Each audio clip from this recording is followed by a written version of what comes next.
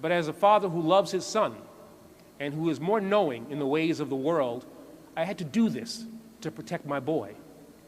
I am his father, and it is my responsibility not to burden him with the baggage of eras long gone, but to make him aware of the world that he must still confront. If we face up to the reality of racism and the role it plays in the society, that it's not simply an aberration, that it's a necessary stabilizing influence in a society like ours, that doesn't mean that we give up. It means that we are able to face the real problems, the real enemy, if you will, and to fashion tactics and strategies that are likely to be more effective. Not guaranteed, not likely even to bring about the kind of era we thought about when we sang "We Shall Overcome," but likely to be a more meaningful, lead to more meaningful endeavor than we're now engaged in. Bell is the author of several books on the struggle for racial justice in this country. His newest is Faces at the Bottom of the Well, The Permanence of Racism.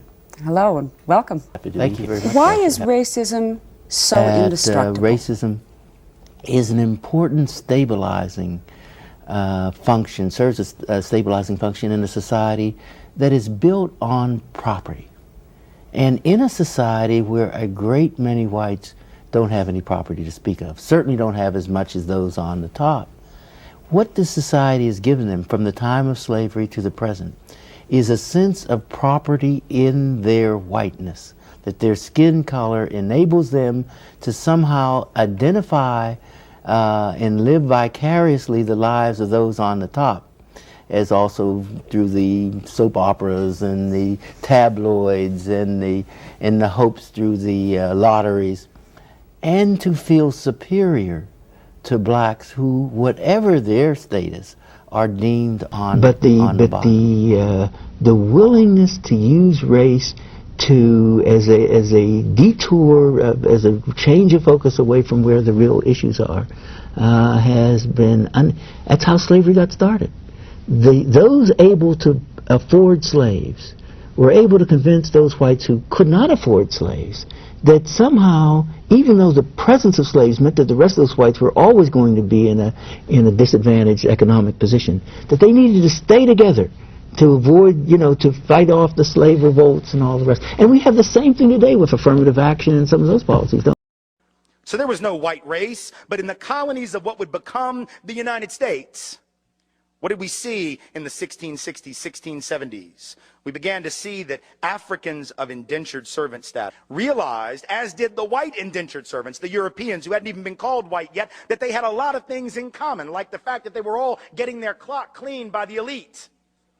And so they would get together, more than our history books taught us, to foment rebellion against the elite, to try to get a better deal for themselves on the basis of economic necessity and economic justice.